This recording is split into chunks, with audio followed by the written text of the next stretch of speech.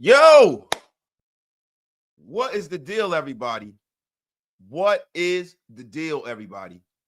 Welcome to the Wake Up Show with Wasted Talent, myself, and the great and powerful Big Mike Raider. Yes, the sir. Big Mike Raider fleet is in the place to be. The Wasted Talent Army is backing them up. And I'm trying to tell you guys something. We have a hell of a show for you.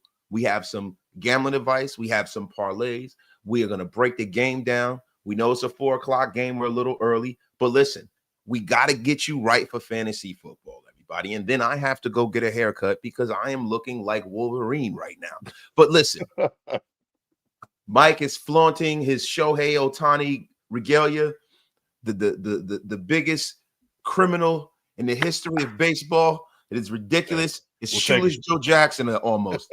Unbelievable, man. Hey, we'll take it, man. We're going back to back this year, man. At least I got somebody. At least I got a team that's winning on the board, man. Hopefully we can get a win today, man. I'm ready for a win, man. I'm ready for one too, man. It's time, man. It's time. I mean, people talking about tanking, people talking about season's over, this and that, lose out, who's the next quarterbacks, blah, blah, blah. Hey, let's get a win today, man, and stack and see where we're at in a couple of weeks. Well, you know the funny thing, bro, when you start talking about tanking, right? Tanking, draft picks, all that kind of stuff. It's great. Yep. It's great. And listen, I'm a Yankee fan. My guy Sniper Jones, salute to my brother Sniper Jones in a place to be. Listen, I've seen a lot of winning in my lifetime. I watched that, when the Yankees won the first one in my lifetime, I really don't remember that. You know what I mean? But that was in 1978 or 79. I don't remember that, right? I was too little for that. But what I do remember is all of the world championships with the core four and Derek Jeter. And, I remember being in the original Yankee Stadium, being a bleacher creature with my friends and watching a terrible Yankee team. Man. Terrible. Like Danny Tartable and fucking, Jesse Barfield and Mike Gallego and fucking, I remember Bernie Williams.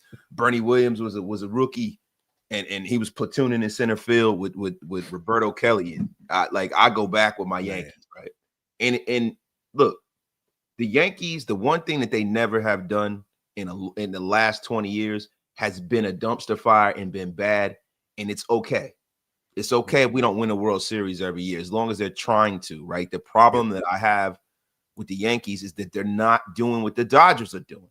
And what the Dodgers are doing is the Dodgers are going out there and they're going for it the same way that the boss used to do, George Steinbrenner. And you know who was born on the same day as George Steinbrenner? Al Davis, born on the 4th of July. Yep. They were one and the same. They were friends. And let me tell you something. The Yankees need to get back to that. Now, today I am not some Dodger fan. But what I am is I am repping the incomparable Malcolm X. Yep. So, they made it with Brooklyn Dodger colors because of Jackie Robinson. But this is representing the great Malcolm X. Salute to all of y'all, man. And yes, it's a great transition to Al Davis. Now, listen, guys. Big Mike is in the place to be. Wasted Talent is in the place to be. I was supposed to work this morning, and that's why we didn't promote the show. But I was not feeling well. And, I worked like 12 hours yesterday and I'm getting old. Hey, it's all right, man. 12 hours would do it to you for sure, man. But I like the take you made, bro, about the Yankees, those early days when they're losing, but they built from within, right? They started, with Bernie Williams and really added on to that team. And then when it was time to, they spent the money to become that powerhouse that they are. I feel like the Raiders are in that early stages of that, they can do the same thing. They got the cap space, get the draft right, build the depth, and then when it's time to, that's when you start, adding in pieces. That's kind of in the early stages we are right now with the Raiders, bro. You're 100% right. Now, see, and I know this is a Raider channel, but the morning show we kind of go a little deeper into other sports as well. We might talk about some college ball. We're gonna talk about some gambling, some parlays. Yeah. But what I'll say is this: the reason why the Yankees were afforded the latitude to build from within was because George Steinbrenner got suspended. George Steinbrenner was spinning like a drunken sailor. And when baseball suspended him for him going after and targeting Dave Winfield, trying to get dirt on Dave Winfield, he was suspended from baseball. Gene Stick Michaels, one of the greatest scouts in the history of baseball, and Bob Watson built that Yankee team. They were the ones who drafted Derek Jeter and Mariano Rivera and Jorge Posada and all of those guys. And, they went out and made the Paul O'Neill trade, right? Which wasn't, they brought in Tino Martinez. They knew it was time to kind of transition a little bit from Donnie Baseball because Donnie Baseball was getting hurt and he was getting old. Right. What time it was, right? The problem with the Raiders, to make that juxtaposition to the Raiders, we're not sure whether or not the people that are in control are going to be able to take the baton and run with it. That's the problem. That's true. Everything in line, right? But there are some decisions. I am the eternal Raider optimist. You know that. I've kind of gotten that mantra lately. You know what I'm saying? I am very pragmatic. I don't just crap all over everything before it's time to. But I am honest. But what I will do is I'll give you reasons why it can work. The thing that I am seeing that I do not like is the loyalty to Pete and his ideology. And I'm going to be real with you. I hope that John Spytek realized that he's here for a good time, but not a long time if they don't win. And he has to realize something, bro. Like, I'm going to give you an example. Drafting Jack Besh in the second round. Now, Jack Besh, as currently constituted, can probably be a very, very good player. Yeah. Very good player. And it's very early, right? Like, I got people talking about we could have had Jackson Dart, and then next year they're going to say Jackson Dart sucks. Yeah. He doesn't play well. Right. You got to pump the brakes here. Now, when Jackson Dart was coming out, you got people say, oh, Wasted, you didn't want him. I said, no. Wasted got a whole fucking short talking about how I like Jackson Dart if he's in the right situation. Right. And I saw some of the similarities between him and dare I say it, I know you're going to laugh at me, but he plays a little bit like Patrick Mahomes. But the thing about that is that there is a thin line between being Patrick Mahomes and being on the bench because you threw an interception. There's a thin line between being Josh Allen, like getting knocked out and getting the Sonic rings knocked out of you. Yeah. So these are the things that the Raiders really need to key in on, right? You have to have talent, you got to have the right coaches, and you have to make the right decisions based off of what's best for football and not what the coach wants and who he's loyal to. Now, I think that the Raiders should have drafted Will Johnson, but I don't want to go back in time. Spytek is a Michigan guy. I am sure that he knew that Will Johnson was the pick. Yeah, I'm sure. And guys, listen, before we get the show rocking and rolling, I got to give some shout out to salutations. Shout out to my brother from another, David Walker, my dog. Like, it's my dog for real. David Walker, my dog, man. Yo, my guy, Tesser is in the place to be. Old Man River has come to join us. Says Spytek needs to take the safety off if we keep losing. Oh, yeah, that's right. Yo, the debauchery is here. The debauchery is here. David here we go. Here. And guess what? Warm it up. We got to warm it up. When David Zahn's in the place, the debauchery happens.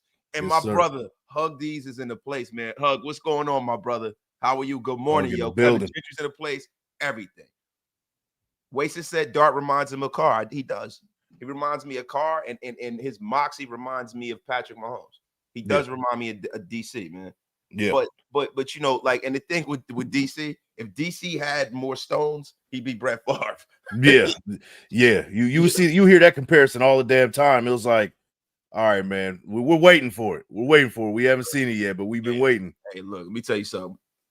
Brett Favre, brother. There ain't too many people in the history of this league that had the stones that Brett Favre had, man. Right. You can say what you want. You can say what you want about him. Bad human being, whatever. There ain't too many people who had the guts that fucking guy had. But listen, guys, I think we've gone off on a Raider tangent here. This is Wasted's fault. The old man is, listen, I was a minute late for my own show with my brother. He backstage waiting on me. Like, where the F is this bum at? Big Mike, I need you to do me a favor, yo. Yeah. See if you can control the chat, because I'll try to do something so we can both control the chat. And I don't know if I effed up. Let me see. I'm still not able to, bro. How the hell do we do? I gotta ask Hammer, yo. Yeah, we gotta get Hammer in the building, bro. Yeah, man. We gotta get Hammer. Salute to Hammer, man. Yeah, salute to the tech genius Hammer, yo. Yeah. Salute to my guy, man. But yo, so look, Big Mike, man, do you want to start Raiders or you want to get it warmed up with the gambling, the fantasy stuff? You think we should start Raiders? Let's start Raiders and then we'll see where we go from there, man. Let's see where we go from there. It's time to warm it up, everybody. It's some Raider talk early in the morning, damn it. Now listen, man, my brother hugged these to the place, bro. So guys, this is a game where if we do not win, it is probably the rank and file worst team in the league on paper. Yeah. Yo, Tesser calls me a boomer tech. Tesser, get the F up out of here, bro. I'm a boomer tech. You probably still have a rotary dial phone and you communicate in tin cans. You're calling me a boomer tech. Look at that beard. Look at that beard you got. Tesser, man, F up out of here. This guy with his abacus instead of his goddamn calculator. He's my man Dan using the smoke signals. Yeah, that's right. That's what I'm talking about. F up out of here, Tesser. You with your steam engine car. F up out of here. Effing bum. This is Boomer Nation over here. Get off my lawn game. Don't you know? Shout out to Martin, the oldest man in the history of Raider YouTube.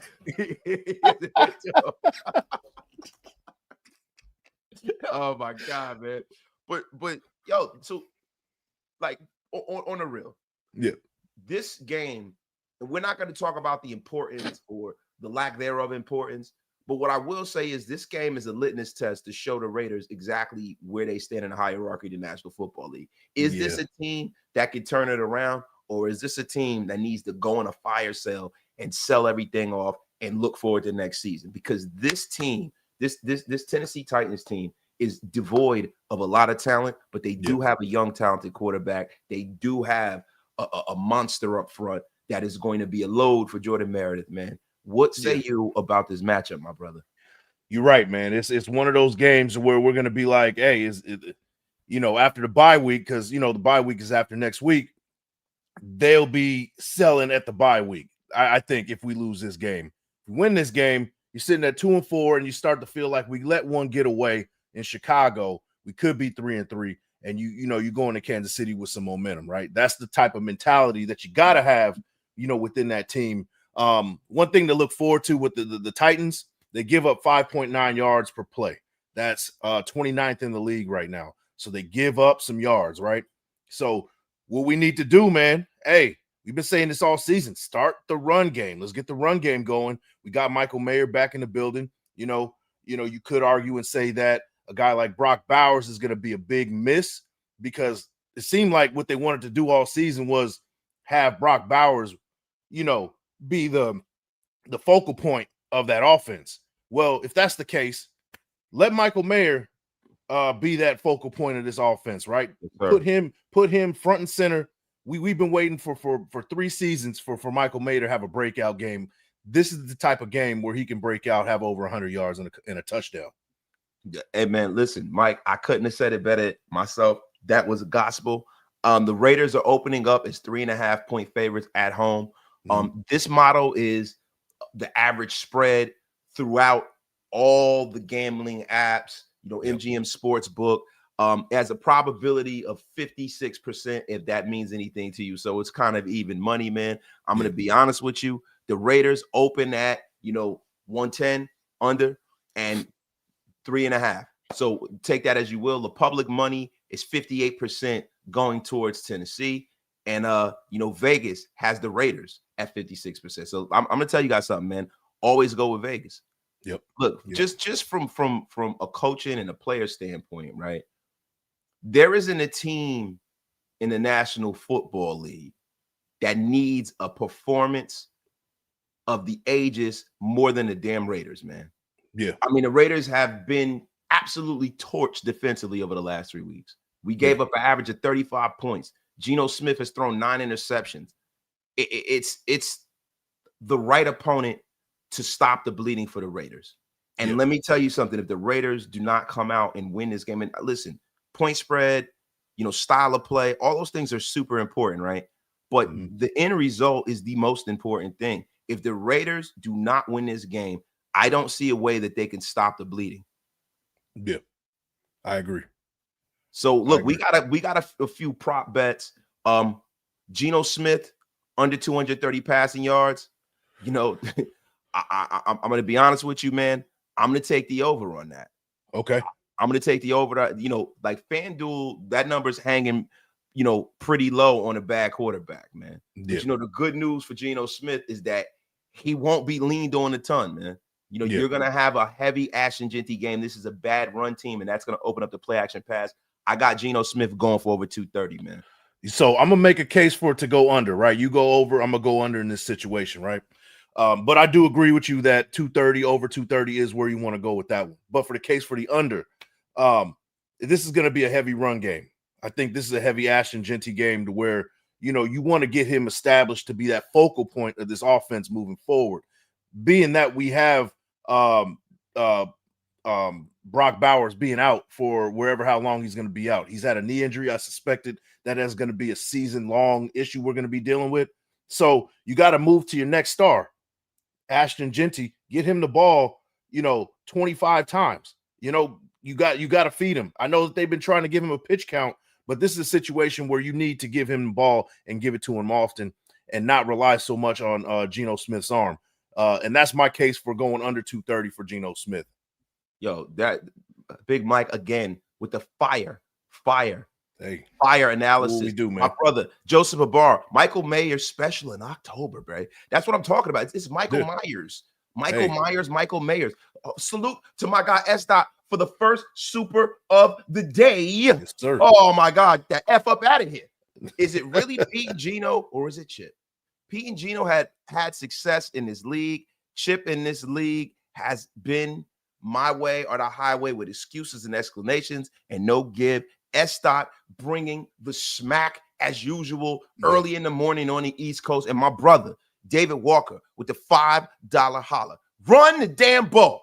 Yep. Didn't play action off of it. And defensively, see ball, get ball. Yes, David Walker. Listen, bro, you know what's funny? Shout out to my brother, David Walker, man. I'm going to be real with you, bro. I think a lot of these people who get jobs in this league make shit way more complicated than it needs to be, bro. Yeah. It is getting to a point where it's starting to disgust me how complicated they make football, bro.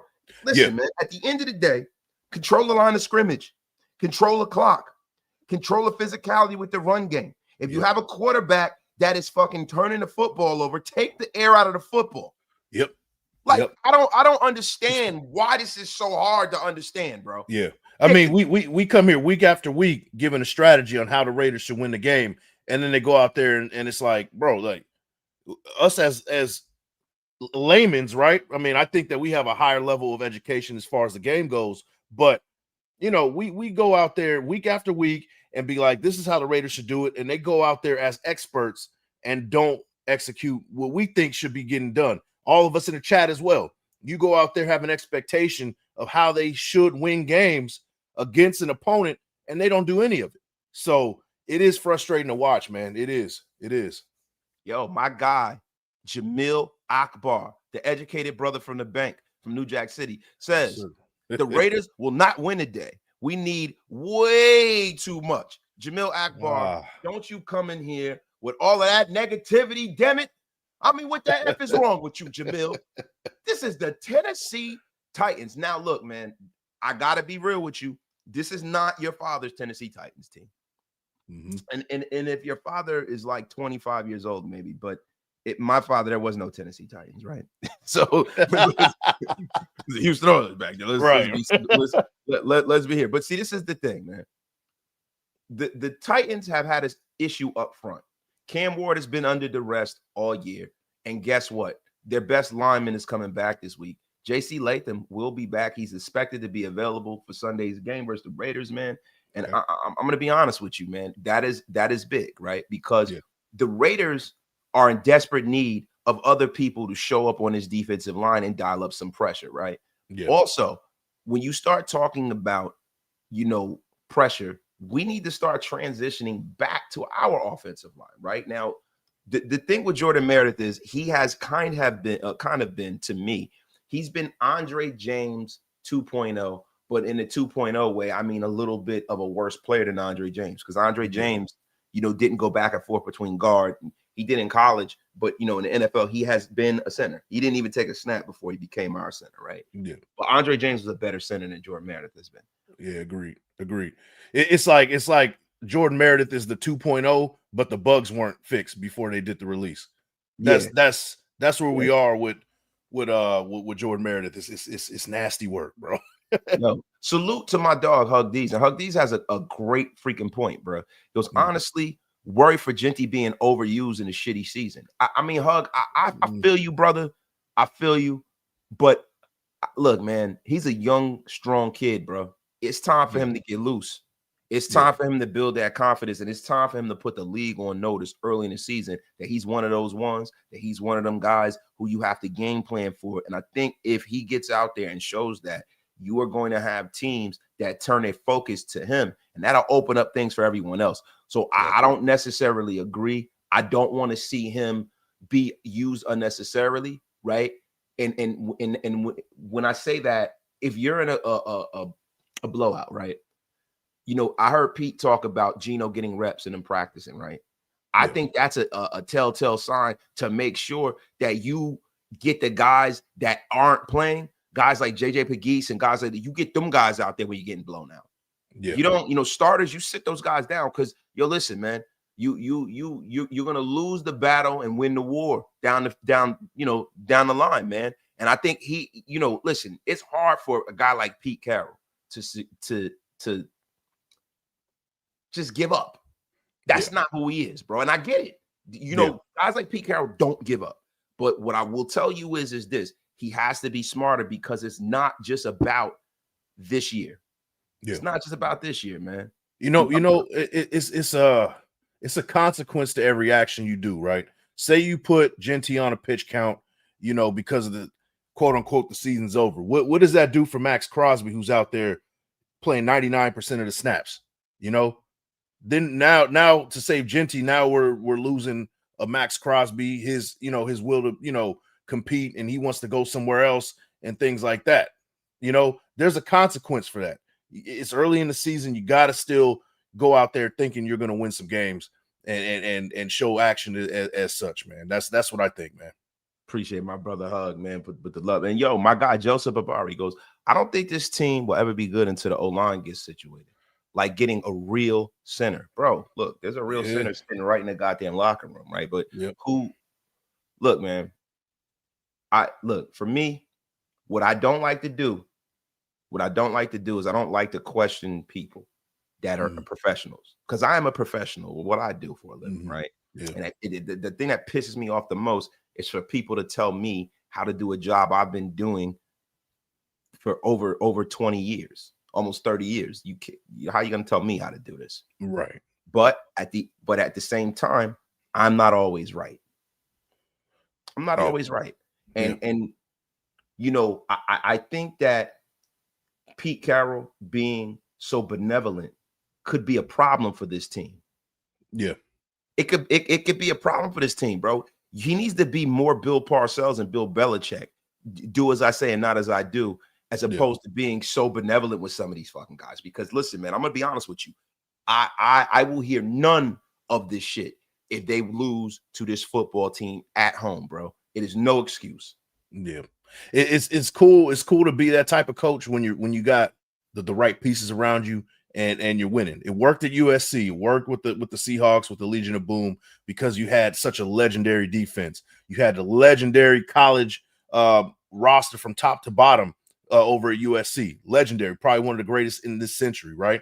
But when you have a team that's kind of in rebuild mode, you kind of have to pivot a little bit from that and change your coaching philosophy, because with that, you start building too much of content, right? A bunch of people who are just like kind of kick their feet back. You don't really have that sense of urgency. I think it's time to kind of pivot it a little bit at this point. Yeah, I definitely do. And yo, shout out to everybody who showed up this morning, man. It's over 309 in the room. Get wasted with your brother. Wasted. Tell a friend, and get wasted with Big Mike. Even though we don't get wasted at Big Mike's channel, he does something totally different. You like the thumb? You hit the sub and you share with your folks. Come on, man. Let's get it. Let's get it. What the F are you guys talking about? Look, I'm gonna be honest with you. And look, guys, I have to address something that I see in my chat. Yep. You tinfoil koofy wearing bums up here with all this CIA crap. We're talking football, and you guys are talking about the CIA is in bed with the CA man. See, you want to talk about the brother man or the other man. See, I know that the CIA is in bed with the NFL because they're gonna have footballs that got microchips and neutrino beams to influence all the people out there on national television. You know what I'm saying now? Now, can you dig it? What the F are you talking about, bro? Why the F would the CIA be in bed with the National Football League, Rich? Now, come on, you smarter than that. Do you know what the CIA is, bro? It is the Central Intelligence Agency, bro. Yeah. And then you have some of the dumbest people in the world playing and running football teams. That F up out of here with that crap. Well said, bro. Well said. Yeah, there's nothing else to be said. We about talking football here. You talking about, hey, man, now listen, bro. I'm trying to tell you something, brother. Now, you know why they called the Jacksonville Jaguars? Because Jaguar signifies that they are aliens from the planet Bluehethia. And actually, let me get the F up out of here with that crap. Listen, and yo, I know, listen, 1 and 4, I know that there's conspiracies. I understand that you have a lot of powerful people in bed with the National Football League, right? And I understand that there's some things that we don't see. There are a lot of things that go on. But what I am saying to you is, bro, is do you think that the CIA's sole purpose is to make sure that the Raiders won't ever win? Like, you don't think they got more important shit to talk about? Yeah. Do I think that they do some grimy shit? Yes. But this is a football show. This is a family effing show. And you guys are going to stop with your crap early Sunday morning. I could have been on at work today. And I said, you know, I'd rather podcast it. I want to hang out with my folks. And you guys are bringing this crap. Y'all did it to yourselves, man. I mean, we tried to keep wasted cool, but here we are, man. I mean, what the F is going on? And yo, Jeffrey Cunningham, listen, you gotta pay for ad time. You gotta get that F up out of here. You are gonna be unceremoniously blocked. You're not coming over to my channel with your crap trying to sell your bootleg TVs. Yo, I feel like I'm downtown North right now, bro. When's somebody gonna try to sell me some oils in a Jersey club tape? What the F is going on here? I got somebody in here talking about CoinTel Pro. I got somebody talking about selling bean pies and trying to give me a final call. What the F is going on here? Oh my God, man. Man, this show's unhinged, bro. I love it. It's the best way. Conspiracy. Yes, David Walker. C-O-N-spiracy. Man. Osachi. Yo, salute to my guy T Severe, the severe raider in the place. What the F you been, T Severe? You don't watch Wasted no more? That F is going on, T Severe. He said, come in here and argue with me every day.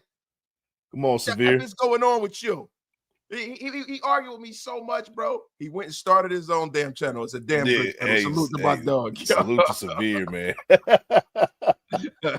Yo, shout out to my guy Omni Snow. He goes, those bean pies are fire though. That's right, man. Hey, listen. You know what's funny, man? It was one time I was having a conversation with my boy, right? He was talking about how you got to put the bean pie, take it out the dish, put it in the microwave and warm it up for 10 seconds. He said, then you want to warm your cookies up in the microwave for 10 seconds. And I had to tell him, I said, yo, bro, everyone knows that. But people don't talk about warming up pies and cakes and cookies in the microwave, you fat bastard. Keep it to yourself. What's wrong with you? What you got to do is you 10 seconds. I mean, it's only 10 seconds. Yo, let's get back to the football, which I crap, man. Yo, my God, get back, Max. My dog Daniel Kim, man. He goes, get back, Max, to what he does best. Rush the damn QB. The QB must get slammed to the ground on the back like an effing jabroni. He goes, salute to my brothers. Here's to the Raiders, mother effing win. See, this is the thing, Daniel Kim, and this is the thing I wanted to get into. And my brother David Walker said this earlier. He said that, yo, he needs to see more Tonka Hemingway. And I'm going to tell you why I agree. I don't know how good Tonka Hemingway is. I don't know how good JJ Pegues is. I don't know. Right. But what I do know is that one way that you can mitigate not getting pressure is putting fresh linemen in there. One after another. You know what I'm saying? It's like, you know, the Decepticons. Just keep bringing more Decepticons and more Decepticons, or, you know, or more Cobra. I know this is a little bit before your time. You didn't probably watch G.I. Joe. This is an 80s cartoon. For all my get off my lawn. We got to be like Cobra Commander. Cobra! Send as many defensive linemen as you possibly can. Hey. Oh, my God. See, look at my guy right above. He said, Cobra.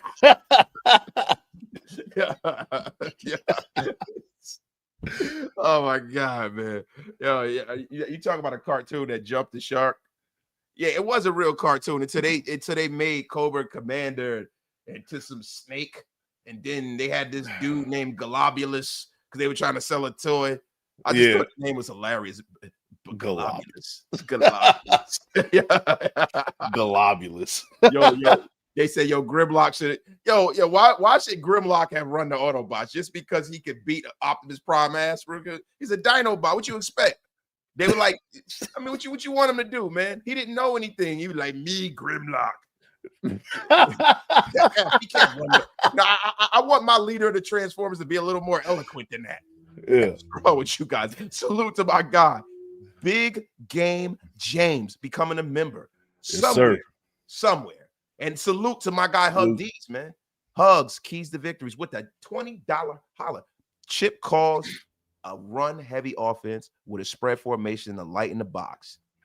And that's what she said. That is what she said. Zoomer.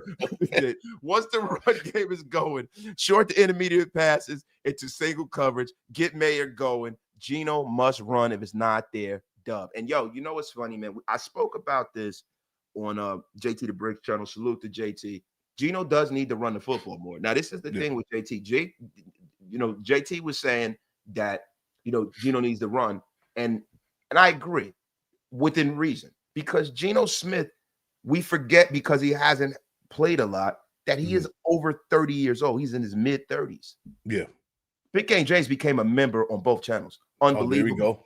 Unbelievable. Salute to our guy, Big Game James, man, supporting the Big Mike Raider fleet and the Wasted Talent Army in droves. Oh, my God, man. But, listen, I'm going to be honest with you, bro. I want to see Geno run to pick up some first downs, but I also want to see him protect himself, right? Because we don't need David Ruffin from the Temptations getting all jacked up, man. We don't need that, man. We don't, man. Salute to Geno Smith, man. I mean, Geno Smith is definitely David Ruffin, man. I mean, do you guys know what the original? I know a lot of y'all think that David Ruffin from the Temptations is Leon. You know what I'm saying? Because y'all watch the Temptations movie and stuff like that. But David Ruffin, bro. I'm trying to tell y'all. Geno Smith is definitely his long lost twin, man. Because I got to show y'all something here, man. And I know this has nothing to do with football, but guys, this is the morning show, and you know what time it is. Yeah. The debauchery happens here. I mean, come on, bro. I mean, my God, bro. Bro, I mean, ain't nobody coming to see you, Otis. You ain't nothing without David Ruffin. Man, who would have known, bro? Bro, see? Look, this is the reason why y'all need the old heads to let you in on things here, bro.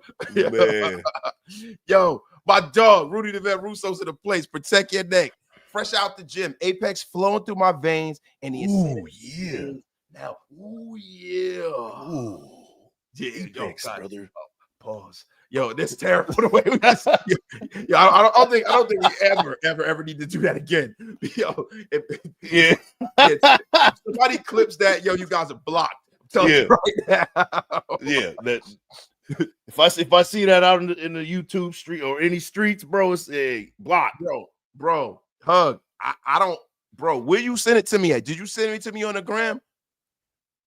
Yo, Hug, you gotta send me that picture again, bro. Send it to me on the gram, yo. Send it to me on the gram, yo. We talk so much in the inbox. I'm about to scroll too far to send it to me again, Hug. I'm gonna show everybody, yo. Salute to the madness himself, Rudy the Vet Russo. So, yo, my guy Alpha Omega's in the place, bro. But yo, look, Walt, the GM from another era, has said, throw the ball the best. Let me tell you something. Jack Besh is a guy that I don't understand why Chip Kelly hasn't really taken advantage of. I think he has. He's been open a lot. I think that, you know what, and I'm not going to put that on Chip Kelly, Mike, and tell me what you think. I probably will put that more on Geno. I don't know if Geno is seeing the field all the time, man. I've seen times when he's been waving and stuff like that, and they haven't been, throwing him the ball, man. But they need to make a concerted effort to get it to him, right? Yeah, I've seen that all season. I've seen it from game when we played the Chargers. We had Trey Tucker down the seam for a touchdown on certain plays. I've seen it all season. Yeah, he's not seeing the field the way he should be, bro. Fucking Hug D's. Hug D's is retarded, yo. So, let me try to scroll this up so they'll see Hug's real name. I don't need everybody seeing Hug's real name. Hey, Mike. Yeah. Yo, Mike, bro, shit. You send it to me? Yeah, I might send it to you. I think I can do it without having to send it to you, man. I tell you, man, where the hell is my guy? My guy's at, man. Jeez, man. Hey, Hug, is it all right? Wait, I know what I'm gonna do. I'm gonna save it. I'm gonna save it. This is what I'm gonna do, guys. I'm gonna save it. Yo. No, I'm not rocking no damn Dodgers. I'm rocking Malcolm X gear. You effing bum. Ain't no Dodgers gear. Hey, I ain't so what's that? You turn the hat around. What kind of hat is that, by the way? I just wondering. It's not a Dodger hat. Oh, all right. It's not a Dodger hat. It's actually it signifies that's the Brooklyn Bridge. That's cold, bro. That's a cold ass hat. That's a cold hat, bro. Yeah, listen, my hat's like a bottle cap. I'm telling you, I'm like LL Cool J. Y'all get a shape up with a hat on. Yeah, that was diabolical back in the day, yo. Y'all don't remember that, yo? Uncle L was on MTV getting the shape up with his beard, with the with the fitted on, yo. It's crazy, man. Yo. Hold on, Hug D's has showed us exactly what Geno Smith's problem is, guys. Salute to everybody in the chat. Oh shit! Yo, do y'all see this crap? Do y'all see this, bro? Do y'all see this, bro? Man. Why they do my man like that? Yo, they bro? did Geno wrong, bro. They did Geno wrong, bro. That's crazy, yo. Man, yo, this is closet. No, it's not a Dodger hat. Get the F up out of here with your car. Shout out to my guy Eddie and Marge. They're the best realtor in the Bay, man. Good morning. Happy No Gout Day, fellas. If we get this win, I tell you what, man, we are going 11-0, man. Gruden, Eddie from the Bay. Get that F up out of here with your positivity and your crap, Eddie. No, we ain't going no damn 11-0, Eddie. Hey, Eddie, just to flare the gout a little bit, your boy made some brisket. Hey, fresh out the smoker. Shout out to Walt for that one too. Hey, we getting ready for the game, baby. We getting ready for the game and the gout. And the gout. Bro, I'm telling you right now, bro. Big Mike sent me a picture of the brisket he made the other day, bro. I'm trying to tell y'all something, yo. Man, I got the gout just from looking at the picture, bro. Hey. I got the gout just, yo, listen, man. Got chubby toes just from looking at the picture, yo. It's unbelievable, yo. I mean, listen, y'all, I know you guys didn't realize that Big Mike is a gentleman, a scholar, and a person that definitely gets busy on some brisket. I'm trying to show y'all something, man. That's a Big Mike Raider special. Hey. I asked him to mail me, son. And yo, ain't no pork on our fork up in here, yo. He said, damn you. He says, wait, he goes, damn you, Big Mike, share that. Yeah, that's right. Yo, listen, I'm trying to tell you. Yeah, Hug said that'll be easier to take. Eat some like that, yo. Yo, he said, waste, it looks like a Dodger fitted to me. It might be a Brooklyn Dodger fitted, or it might be just a Met fitted. But either which way, F the Dodgers. Just looks good. Yo, my guy, Jamil Akbar. Anthony Richardson, a healthy scratch. Yeah, because it's right around the trade deadline. They got to keep that boy healthy. Yeah. They got to keep that boy healthy. Listen, man. He said, see, listen, bro. And I'm not going to let you derail the show, Jamil. Jamil, I'm not letting you. Jamil, why do we need to trade for Shedeur Sanders? Listen, I'm a big shit. Yo, my dog, Hammer, you want to pull up, bro? Hammer, pull up. I didn't want to bother you, man, because I know you was busy, bro. Pull up, bro. Man. Yo, Hammer, pull on up. But yo, look, I'm gonna be real with you. If the Raiders, the Raiders could have been. The Raiders could have drafted him. They don't believe in him, bro. Yeah. They don't believe him. They don't like him. Like, bro, so why would they in turn pass on him like 5 times? They had 5 picks before they took him, right? Yeah. Why would they pass on him 5 times when they could have got him for nothing and then trade for him? Yeah. Or you could say more than 5 because they have multiple thirds, 6, 7 times. So see, they passed on him 6 or 7 times. I mean, God damn it. There's no way that the Raiders like Shedeur, and that's okay, right? Yeah. The thing is this. No more Band-Aids. No more fucking Band-Aids, bro. I'm tired of it. It's either, make this shit work with the guys you got on the roster, right? Or guess what? Go out there and draft somebody. There's some terrific quarterback play I seen yesterday. Oh, yeah. It's some terrific quarterback play I seen yesterday. We're going to get into some college football. But Big Mike, man, look. Special teams. Yeah. What do you see that whole situation turning around based off of the fact that the Raiders went out there and got 2 young linebackers? A lot of vets don't like playing special teams, yo. A lot of vets don't like playing special teams, and most of these vets kind of get pissed off when they have to play special teams, right? Yeah. And I think that's part and parcel of the reason why Jermaine Pratt is no longer here. Yeah, the writing's on the wall with that. I mean, you play vets at special teams, they see that as a slap in the face, right? But also, special teams is an effort deal. There's no scheme with special teams. You don't have to get into a rhythm with special teams. It's, stay in your lane on kickoffs, block your assignment. You walk through special teams once a week before the game. You know, when you're blocking, when you're doing field goal walkthroughs, you're pointing who you're going to be blocking. So that's an effort. That's an effort. So when you have, these vets that are going out there, they're showing that they don't want to be there. They're in protest, being like, "Hey, I'm gonna be a little bit slower with making this block. I'm gonna do my own thing. I'm gonna go out and sell for myself." So it's good that we have youngsters coming out here and being, playing their role at the special teams. I think we will see an improve with that. That is a fact, man. Hey, Hammer, I sent it on your Instagram inbox. Pull on up, my brother, because we're about to get into some stardom sit-em action. Hammer is always a phenomenal person to have on when we start talking about stardom sit-em. We're going to talk a little college ball too. Yeah. Look, man, Big Mike, I'm going to be real with you, bro. Like, you're 100% right. And also, damn, I never even knew this cup had this shit on it. That's crazy, man. My wife's going to kick my ass, bro.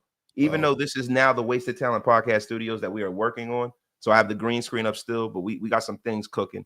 Yeah. I was supposed to bring this coffee cup upstairs, and it's been sitting down here. My wife just told me, she goes, "You filthy bastard. Make sure you bring up your coffee cups." I got like 3 coffee cups on my desk right now. It's disgusting. Yo, salute. Mets. What the F is going on here? You got yo, Hammer, you gotta yes, sir. Hammer, you gotta stop this, bro. What the hell is going on here? You have been Hammer. Listen, bro. I'm gonna give you a chance to go run and go get your Mets hat right now, yo. What the? Nope. Wow. That's nasty right there, Hammer. No, it's not. No, it's not. No, it's not. Yo, Hammer did not lose a bet. No, he did not. Hammer and David Walker. That's blasphemy, yo. That's Hammer. Love it. Hammer, what is going on here, bro? Where are the Dodgers originally from? I want to hear that effing crap. Who was the team to give Jackie Robinson that opportunity? Bro, listen. I understand, Hammer. You can't tell me because you and our family backgrounds are similar in a way. Where all of like you're the older people in your family because they're West Indian, and all the people in my family, they older black folks, they were Dodger fans. My grandparents were Dodgers fans. You know what I'm saying? To be honest with you, I'm a Yankee fan because of my brother-in-law. My brother-in-law Harry is from the Bronx. You know what I'm saying? My brother-in-law Harry from the Bronx, and he made me a Dodger fan when I was a kid. Not a Dodger fan, but a Yankee fan. I was a Freudian slip. What the F is going on here? Looking at that Dodger crap. But yo, you gotta stop. Most of the people in my family are Met fans because the Dodgers left, and that's the reason why Hammer's a Dodger. I mean, I also had a former teammate that played for the Dodgers a good couple of years ago, Justin Turner. Salute, my guy. Hammer, yo, you should be unceremonious. Yo, Rudy said Hammer should be unceremoniously blocked. What the hell is going on here, Hammer? He said grand opening, grand closing, bro. Yo, listen. I have this hat on because, listen, you guys know I am swaggier than most, right? I don't have my blue Yankee hat anymore. I had like a Dodger blue Yankee hat, but it looked crusty because I've had it. Y'all know me. I still wear the tags on my shit. So I had to put this crap on. But what I will say to you, Hammer, this is blasphemy of the highest form, and you are unceremoniously blocked. Yo, Alpha Omega said, wasted deep down his heart as a Dodgers fan. He tried to fight the feeling. No, I'm not. I hate the Dodgers. Alpha, yo, T. Seville with your crap, T. Seville. You back over. You about to get blocked too. He goes, the truth comes out wasted as a Dodgers fan. No, that's all you do. Oh man, Hammer, yo, what is the deal, bro? What's going on? I've been in and out of sleep pretty much since Friday afternoon. You and I spoke Friday morning, but I've been in and out of sleep ever since, man. How did everything go, man? You all good? Hey, just put me out. I'm supposed to go back Tuesday. Long story short, for people unaware, bitches be crazy. That's Yo, hold on. I need context, bro. Yo, let me tell you, y'all have no idea how crazy bitches can be. I'm trying to tell you, yo. Yeah. Oh my God, yo. Damn it, yo. Yo, look, that's what he's like. You gotta do a report. While I'm sitting in the emergency room, you gotta do a report. I was like, long story short, bitches be crazy. And he just starts laughing. He's like, no, seriously, I need a real report. I'm like, whatever. Starts writing down. So, besides bitches being crazy, what else happened? Yo, bro. So Herbert, real quick, bro, because we kind of went over, some of the stuff for the Raiders Titans game. We're gonna go over some stardom, sit-em, a little fantasy ball. I had some questions in the chat. Hey guys, right now, if you can put your fantasy questions in the chat. Anybody who does, FanDuel, DraftKings, we got some I got a couple of parlay plays for you. But Hammer, real, just give us, what you think about this matchup coming up, brother. I can give you our keys to victory. There are a whole lot of things that were said this week. I never saw the final injury report, especially as it pertained to the Titans, but they were banged up beyond belief. The one thing I said for us, or at least against their offensive line, that our defensive line has to feast. Like, their offensive line is really, really banged up. I was expecting Max to have at least 2.5, 3 sacks today. But like down the line, that pressure needs to be there from our defensive line. They give up a lot of touchdowns to running backs. They give up a lot of ground yards. Genty should feast in this game, and I'm expecting at least 2 touchdowns out of Genty and maybe 1 out of Mostert. Get Michael Mayer involved, because we saw the absence of both him and Bowers last week and what it did. How we were pretty much non-existent across the middle of the field. Get Mayer involved today. Be that safety blanket for Geno Smith. No stupid turnovers by Geno. What am I missing? I don't think I'm missing anything else, but my final prediction for this game is 27-20 Raiders. Yo, my guy, Hammer with the gospel. Now, Hug These had a question. Hammer, did you get beat up by Cardi B? No, Hammer would never get beat up by Cardi B. When Hammer would do the Cardi B, he would beat her guts up. That's the only thing that be getting beat up is Cardi B's guts if Hammer got a hold of her. You watch your effing mouth. You talk about Hammer. Yo, I make Panani cute, and this is a family show. It's a reason why they. I got one word: pepperonis. Pepperoni. Oh my god. Yo, oh my god, yo. Nah, bro. Listen, I think Cardi B went to Jersey and got them areolas. Them shits look like pork roll. Yo, them shits look like straight up pork Rizzo, bro. That shit look crazy, dog. Cardi B. They said that BBL started to stink too. Bang Zoomer. You already know. You already know. Yo. Hey, Hammer, yo, real quick. Yo, Cardi B is crazy, dog. We're all married men here. You got to stop your crap. Man. Cardi B nonsense. Oh my God. I'm sorry. Sorry.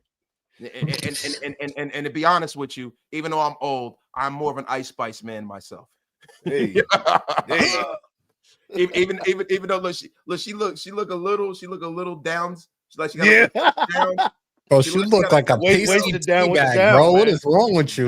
Bro, listen, I'm talking about burying the face in the pillow, bro, and the rest of the body is natural, bro. That shit is all natural, bro. It ain't no plastic, bro. That's what I'm saying. Ice Spice got some ass, bro. Look, I feel like an old dirty man. It's a family show. But let me tell you something, yo. I don't want to get behind no Cardi B crap, bro. You know, the fucking flotation devices and all of that, bro. Oh my God. Cardi B.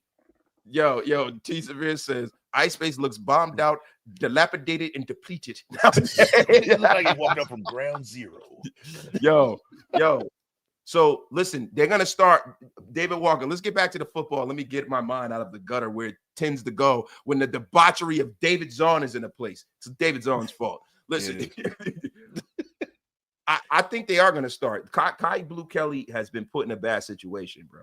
You know, they put him in a situation to try to get Porter ready. Porter's a guy that didn't have a lot of snaps in college as a corner. They wanted to get him prepared so he didn't get torched and mess with his confidence. And listen, we got to see whether what we've seen from Porter is an anomaly, right? You have to start playing your rookies. Now, a lot of us, and definitely, Lotto clears them all. Lotto and Meg clears all the female rappers. Yeah, it's true. Especially Meg. But Meg just looked like there's some souls buried deep within her loins. It's crazy. You ain't leave her alone. Yeah, like Meg and Lotto cleared them all, especially Lotto. Lotto she's bad, but you know, but whatever. Sorry. I digress.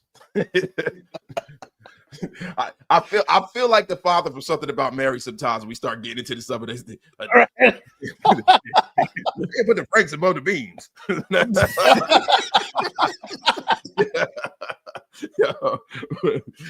Big Lucas says nothing wrong with being a dirty old man. It's definitely totally Dave Zahn's fault. It is, of course, yo. What up, Ty? That's going on here, yo. What up, bro? Ty in the building. Yo, my dog, T's of it. Lotto was better than our secondary. F up out of here, crap, yo. But in all seriousness, yo, I think Porter and I think what Pete has done. A lot of us were like, look, we want to see the rookies, we want to see Besh, we want to see Porter, we want to see these guys, right? I think that how bad the team has played, it has kind of forced them to play in a lot of these rookies. I'm going to be honest with you. You know, throughout the season, win, lose, or draw, no matter what the win-loss record is, I think the development of our young players should be paramount and forefront of this team, regardless of record. Because, you know, we're not – look, I am not the Nostradamus. I am not the amazing Kreskin. I don't know the future. We very well could win a Super Bowl this year, but I doubt it. And if we're being honest, you have to build the foundation of a roster that can win a Super Bowl by getting these guys some reps and some damn snaps, yo. You know what I'm saying? You do. Hammer, let me ask you a question. You know, going towards the trade deadline, is there any move that you see the Raiders making as far as bringing people in, or do you see us being sellers? I think we're going to be sellers, and I spoke about this on Friday. I think that if anything, Jacoby's probably going to be gone. And like, look, should be. I agree with it. I talked about this when, like, after the draft, when we got Besh, we got Thornton. Like, I see the move that they're trying to go with moving forward. They're trying to go with the youth movement. They're looking at these guys as the future receivers of this franchise. Obviously, we saw the little issues where he demanded a trade. They said no. But if we continue at this rate and the trade deadline is November 4th, for those that are unaware, good chance Jacoby's going to be gone. You saw the bullshit from the media. Oh, there were calls by the Niners. Max is not going anywhere, and the 49ers most definitely cannot afford him with the money that they have spent on Bosa, on Purdy, and Juwan Jennings. So they got to get that out of your heads quick, fast, and in a hurry. We talked about Tariq Woolen. He's in the final year of his contract as well. I would love that idea, but I doubt it's going to happen. I think Jacoby is probably going to be the only one that's moved. I can't think of anybody right now for us that we could potentially bring in here and help bolster anywhere, whether it be in the offense or the defense right now. Yo, no, that's a fact. I think it's more draft capital perspective, man, or maybe you can get some young linemen. So, Big Mike, what do you think, bro? Yeah, I agree with Hammer. It's Jacoby Myers. I think he's the one that's going to be gone. I mean, you can't argue and say, hey, can we get somebody for Dylan Parham? I mean, he's going to be on his way out at the end of the season. I'm assuming they're not bringing him back. Definitely not. So maybe you see what you can get for him. But that's under the conditions that we absolutely bombed this game today. Now that's a fact, guys. Now, real quick, my brother Corey Rice is in the place to be, the son of Jerry Rice. I'm kidding around. He goes, this game go either way, but it'd be very disappointing if we lose one. It'd be soul crushing if we lose this game. This game really is a season defining game. I don't necessarily know whether it's the most important game or whether it's not, right? Because that changes week to week. But this is a season defining game. I think this season can kind of turn around, right? We could see, because to me, we're in a race back to respectability. Yeah. It's not necessarily, I don't think we're going to make this, the playoffs or anything like that, but we just want to make sure that's a marketable improvement. I don't see any wins that we're picking up if we lose to a Tennessee team. Maybe some divisional wins, but I'll tell you this, and I don't mean to cut you off, but you look at our division and you look at another team that's at the bottom of the barrel right now in the Kansas City Chiefs. They're playing Detroit this weekend. They sit at 2-3 right now. It would be great for us to walk out of Allegiant with this win and be 2-4, because I obviously see that the newest, greatest show on turf in Detroit, dog walking the Chiefs, and the Chiefs walking out 2-4 as well. We'll be battling with them next week. So it's something to think about. I also mentioned the game last week with Tennessee and the Cardinals. Kyler Murray got hurt. They were up 21-0. And Murray goes down, and miraculously, out of nowhere, Tennessee comes back. They won 22-21. Fucked up. But bro, that looked like, bro. Look, I am never the person to come on here and say that everything is a setup and it's all predetermined. Yeah. I don't do that, because that's like telling sports fans that there's no Santa Claus when they were 5 years old. Right. but dude, let me tell you something, bro. That shit was like angels in the outfield. I never seen any more bullshit than that. It was crazy, bro. Yeah. Dude, and the Jets are beating the Donkeys right now. That game is disgusting, bro. I was just down in the living room watching that game. That game is disgusting, and the Jets have been sacked like 6 or 7 times already in this game. But that game is fucking disgusting to watch. You know who else is fucking disgusting right now, Hammer? I mean to cut you off. Hugdies. He says, "Welcome back, Dick." That's what she said, Hugdies. That is what she said. Subsequently, while I was late for the show. Oh my God. Oh my. Somebody applaud me. Applaud me. Yes. Thank you, man. I'm fucking done. I'm done. Welcome back, Dick. And that is subsequently what she said once the trial got dropped. Now listen, yo, look, somebody just put something up in the chat, man. That is, I think is something that you will want to kind of think about, right? Hammer, what would you think? And Big Mike, Hammer warmed it up. We got over 400 in the room. Get wasted with all of us. Oh yeah, and before we do, one of the mods, can you guys put up the link? Hammer is doing a play-by-play. It is going to be, a most splendiferous occasion. Hammer, the mad scientist, has a display that no one has, like real rap. When you start talking about the play-by-play, when Hammer does it solo, when we used to do it, when all of the guys used to do it, or when they, Graph and Hammer used to do it, it was StreamYard because it's easier and sometimes things get a little choppy. But when Hammer does it, the studio that he has built, bro, it is ESPN quality shit. It is phenomenal. There's nobody that is doing play-by-play that is fucking around. And there's going to be a lot of trips, right bunch, formation, ace gun, all of that shit is going to be happening today. You guys carry your sorry asses over there and you go watch Hammer, man. And then after that, I will be live like I always do with the post game. And you know what, Hammer? If you will allow me halftime, I would like to say my piece. If you will allow me. Well, hey, I said halftime now is halftime is for the nation. We're gonna open up the vault line at halftime. I'm gonna call the vault line and I'm gonna breathe into the phone. Y'all call in and get your shit off. Pretty much like last week was just a really, really good live. The turnout, I definitely did not expect it to be as good as it was. And now we're partnering with Live on Assist. So we're gonna have, if everything goes right, knock on wood, we'll have their scoreboard up and the scoreboard syncs with the scoreboard inside the stadium. And then you guys saw a couple of the shorts that were dropped after the game as well. So there will be shorts that are sent to me during the live itself. They'll be uploaded to the respected social media platforms during the live as well. But guys, Knox had something that was kind of dope. What do you guys think about the Niners not getting Max, but maybe giving up Malcolm Kuntz with 1 year left on his deal, or maybe Tyree Wilson? Yep, that sounds good to me. Well, Tyree is pretty much going to come down to the end of the season. If we did keep him, it's ultimately going to be up to Spytek and Carroll. Are they going to pick up that 5th-year option or not? And we talked about how critical this season would be for him. So Kuntz could be a guy that could be on the trade block, but Kuntz is also a guy right now from the release of Jermaine Pratt that apparently is going to be in this rotation playing outside linebacker as well with Charles Snowden and Jamal Adams. So we shall see. Yeah, my guy DeMarcus Webb putting a link to Hammers Live up in the place. Appreciate you guys. Hug D's with his debauchery as usual. He said, "Drop the shorts." It's wild. Oh my God! Wild. He did say it. That's right. Hey, listen, man. Sometimes you got to drop the shorts. I mean, what the F? You got to drop the shorts, man. Yeah. Yo, my guy Corey Wright says he would package Tyree and Jacoby.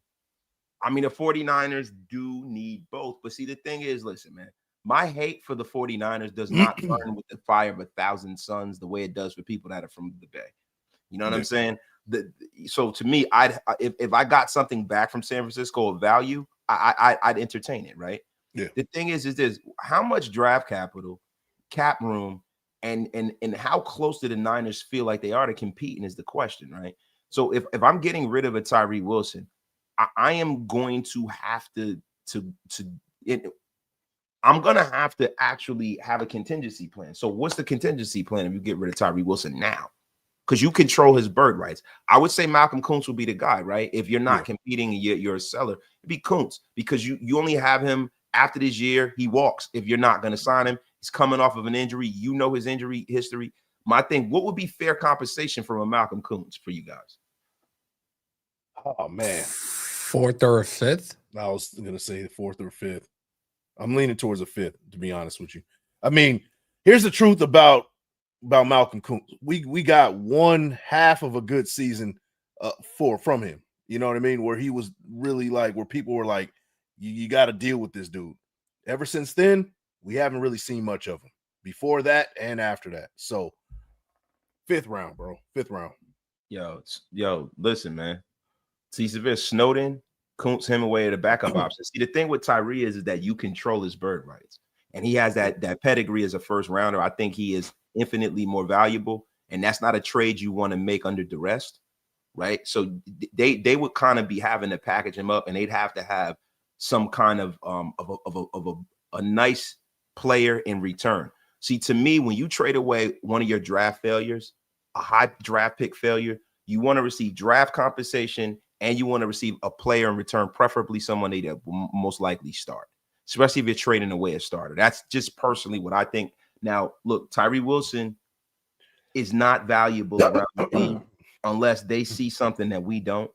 And the thing with Tyree, it scares me trading a guy like that in the middle of the season because he is the kind of guy that has the physical attributes to turn this shit on his head and become like an all-pro if somebody get their hands on him, bro. And that's the thing. I don't want the Raiders with egg on their face. I think Malcolm Kuntz, I think we kind of we see what he can be within reason. I mean, he's a smaller edge rusher. He's a guy who has a limited bag. He's a dude who has a lower extremity injury. So, you know, you can kind of explain that away to the fan base, right? But with Tyree Wilson, if that guy goes somewhere else and produces, that would be catastrophic for the image of the Raiders. And image and perception is everything for the Raiders at this point, right? You know, I put out a short on my channel during one of my lives, and I was talking about one of the reasons why we have a 74-year-old coach. We have a 74-year-old coach because a lot of people that we would have wanted didn't want the job. Let's be honest. We didn't have a young quarterback. Like everyone's, oh, they should have went out and got Harbaugh. I said, yo, Harbaugh wanted to come here when Carr was young. He wasn't gonna pick the Raiders over the Chargers with fucking Justin Herbert there. You know what I'm saying? Ben Johnson was never gonna coach the Raiders. I remember when they put that rumor on. Hammer was like, this is bullshit. Hammer said it. Mike said it too, right? Like me, I was like, maybe the Spy Tech Brady, and I kind of figured that. But look, I said, I don't know what's going to happen, but he wants an interview, right? We kind of got sold on the Tom Brady nonsense, some of us, right? But everyone else knows that, yo, and I said it too. Listen, if I'm somebody that I want a job and Caleb Williams is there or Aiden O'Connell is there, I'm going to the fucking place where there's Caleb Williams. Because you know the hardest thing to do in football is to locate the quarterback. So what happens when you go to a job when you feel like you've located the quarterback already, right? Liam Cohen. Spy Tech was his boss in Tampa Bay. Yo, Liam Cohen said, oh, no, I'm going back to go this Baker thing. I like the way that Baker thing's working out. Yeah. Then guess what? 2 days later, fucking Duval. Yo, boy. Yo, don't he look like Rumpelstiltskin from fucking from Shrek? You got 4 lucky finalists. Yo, that motherfucker looks great. Yo, bro. Oh, that motherfucker is a corn, yo. Yo, this is the thing. Yo, Sunshine was there. #1 pick. Sign me up. That's the problem. And that's one of the reasons why when there are guys like Daniel Jones available, one of the reasons why when Baker was available and I said, yo, go fucking get him. Because that makes the job more attractive, having a guy like that on the roster as opposed to a guy that should be bagging groceries in the NFL. I'm convinced right now, though. I've thought about this for the last couple of days, and I think, Wasted, you might look at it the same way. Who does Mark Davis own? What teams does he own? The Aces. The Raiders. Can't with you. So the Aces, bro, you don't think that's hilarious, dude? No. Called the Aces. Who does Jim Dolan? What teams does James Dolan own? I made that comparison too. The Rangers and the Knicks, and the Rangers had more success than the Knicks had. Like 2 Nepo babies as well. What the fuck are we doing? Like it shit looks like splitting, like looking in the mirror right now. Like you got one team that's fucking winning championships, and the other, like, you're just fucking rebuilding every single year. Like, what the fuck are we doing? Well, look, what I will say is this, right? The closer you are to the situation, you know, you don't have the knowledge base. The reason I'm going to say that for the Knicks, right? With James Dolan really wants the Knicks to win. When his father and Cablevision and Dave Checkers was running the Knicks, when Pat and them were there, it was a well-run organization. We never won a championship. We couldn't overcome Michael Jordan. We couldn't get Patrick Ewing a second guy, right? We were in the finals 2 times, some marker of success. With the Rangers, James Dolan doesn't get involved with the Rangers. You know what I'm saying? He never did. He allowed them to do their thing. And I don't think that Mark Davis gets involved with the Aces. I just think that you're dealing with the different sports. With basketball, if you have the best player on the court, most likely you have an advantage. You know what I'm saying? Like when you have and the Aces just so happen to have drafted the best player in their league, and Asia Wilson. She is the best player in their league, hands down. Nobody has a trophy. She is on a GOAT-like run, right? Yeah, so that has a lot to do with it. It's easier to win in basketball when you locate the superstar, bro. Like LeBron going to the Cavs when he was drafted in 2003. They were the worst team in basketball, and they made the freaking playoffs, and it was in the finals and stuff just because they had this dude. He's a kid. Like, so I think the metric is different. And I think with the Raiders, I think a lot of stuff is not, a lot of people say, oh, it's an excuse. Dude, you can't compete in the National Football League if you don't have money. You don't. You can't. So let's look at the Raiders in 2011. Poorest team in the league, worst stadium in the league, highest taxes in the damn league. Why the fuck would anybody want to come here? Right? So Mark Davis, with no money, no generational wealth, turns this thing around, swindles a bunch of casino owners, and moves the team to an untapped sports market that nobody thought was possible, right? So from an owner perspective, what owners are supposed to do, they're supposed to supply the resources, hire people, and get the team ready and solvent to compete in the free agent market. Yeah, he's done that. He's never been cheap. He's never held his purse strings. He's always willing to spend the money. To me, that's a good owner. Yeah. And he's willing to get the fuck out the way. The problem is, and the blind spot he has is when he first got the team, I think hiring John Gruden was a mistake. And it wasn't a mistake because John Gruden is a bad coach. John Gruden is the kind of person that he is like almost the rank and file example of absolute power corrupts absolutely. He does not need to ever have absolute power. And that's what he had. The reason why John Gruden worked initially with the Raiders, and it didn't even work in Tampa Bay. He just won with Tony Dungy's team. It worked because he had Bruce Allen. When Tampa Bay brought Bruce Allen and brought him there, they won, and then they got rid of Bruce Allen, and he became the rank and file lord and ruler, and he just destroyed that franchise, bro. And that's what he was doing with us. And I think that's Mark's biggest mistake. And now he's been trying to recover from it. But I think things will get better. I do. I mean, what do you guys think?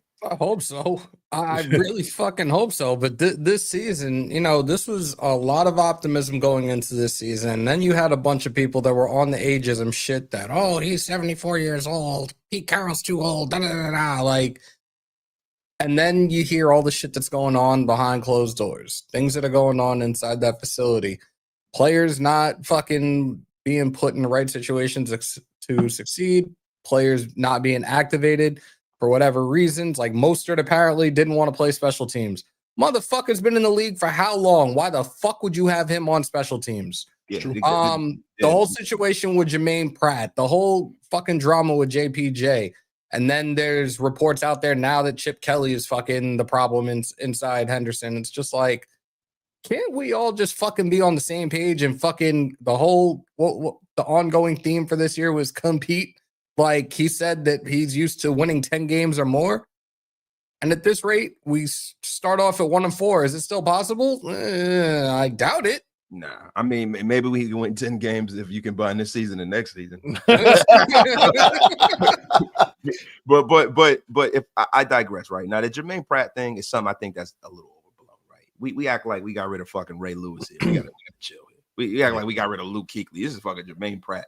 And Jermaine Pratt was a douchebag in Cincinnati, right? He was a fucking douchebag. They got rid of him. Yeah, no, he's definitely a grade A, grade 1 doucher. Salute to my guy Jersey Raider. He said, "What's good, Big Mike and Wasted? When you come in the bar, he wasted. Which QB in this draft class are you guys liking for the Raiders?" Listen, I'm gonna put a pin in that comment because we're gonna get to that. We're gonna get to guys. Get your fantasy questions in. It's almost 1:00. You guys, you sick puppies who want to do some gambling, we're gonna give you some parlays too. My guy Daniel Kim, get Max back to what he's doing the best. Run the damn, rush the damn QB. The QB must get slammed to the ground, and he must get slammed hard, like the jabroni he is. I read this already, but I'm gonna read it again because I love Daniel Kim. Yo, my guy, S-Dot, straight from Crooklyn, better known as Brooklyn. Never take his shorts because Brooklyn's the borough. Panic from another manic depressant. Adolescence thins to death. And what's left? Yeah, what you know about that? My guy, David Walker. We have an image and a culture problem. Yeah, we got an image, a culture problem. Yeah. And we also have a decision-making problem. We have to have, people that understand that we need to kind of conduct the Raiders organization like Maslow's hierarchy of needs. Wow. If you do that, look, I'm not going to get too. Listen, it's a reason they call me wasted talent, man. There's more than meets the eye. I'm trying to tell you right now, it is more than meets the eye. Mike, you got to stop. The F is wrong with you, Mike. wrong with you, man? The F is wrong. Tutorial this since you know what the fuck you do. That- Man, you a bitch. What's wrong with you, man? Yo, what the F was that? Hammer, what the hell is wrong with this guy, man?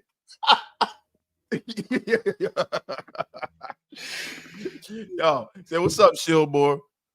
I don't know. He's preparing for later, but salute to our guy, man. That's right, man. Let's effing go Dodgers. F you, Raiders C. You effing bum you. We talking parlays? What we doing? What we doing? Let's talk about some parlay. Yo, why did you say that so New York, right? I see the Long Island just came out of you. Oh, for real, God. man. Oh, whoa. Ew. Wow. That was terrible, yo. Jesus Christ, Hammer, I'm sorry, bro. I know you never. Oh my God. Wow. Yeah, I know you're never going on the screen again with me. Oh no! I did it again. Oh my God. Oops, I did it again. It's like Britney. So I did. So I did. I put a parlay in through Fanatics yesterday. It's a whole bunch of anytimes and a couple of other different props that I think are pretty solid. And then I have a whole nother list on one of my screens as well. But these are ones that have hit consistently for the last couple of weeks. And these are some that I threw into a really big parlay.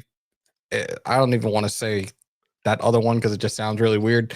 But Kyren Williams, 50 plus rushing yards. He's done it for 18 games straight. It's pretty much a given for him this week. Devontae Adams, 40 plus receptions, 12 games he's done that. Jonathan Taylor, 50 plus rush yards. Puka Nacua, 80 plus receiving yards. Jackson Smith, I'm not butchering his name, but 80 plus receiving yards. Emeka Egbuka, 4 plus receptions. Keenan Allen, 5 plus receptions. And Daniel Jones, 200 plus passing yards. And then anytime touchdowns, these are probably the best 6 you want to go with. Our guy, forever my guy, Josh Jacobs, Jonathan Taylor, a chain from Miami, Kyren Williams, Jahmyr Gibbs, and James Cook. Those should be givens. Those should be pay me now type of bets that you want to put on a parlay line. And then the Sunday night game. It's a nice little 3-leg for this one. The Lions at plus 2.5. Lions on the money line and the over 52.5. The parlay odds are plus 702. Yo, that was some tremendous schmack right there. I'm gonna put one up real quick, but yo, hug these with the debauchery. This is Hammer's new porn name. We were coming up with porn names before. You remember the rules of the porn name, Hammer? It has to be a street you lived on and like your middle name or something. Like it was something like that back in the day, right? Yo, this is the new Hammer porn name. The Schlong Island Meat Train. listen, my porn name is Zeus Montgomery. Right? Zeus Montgomery. Mine is Zeus Montgomery of Biff Malibu. But come to find out, Biff Malibu's actually a porn star. I never knew that. Dude for the 70s, yo. Oh my Mike's God. porn name is Crack Ass Blackbeard.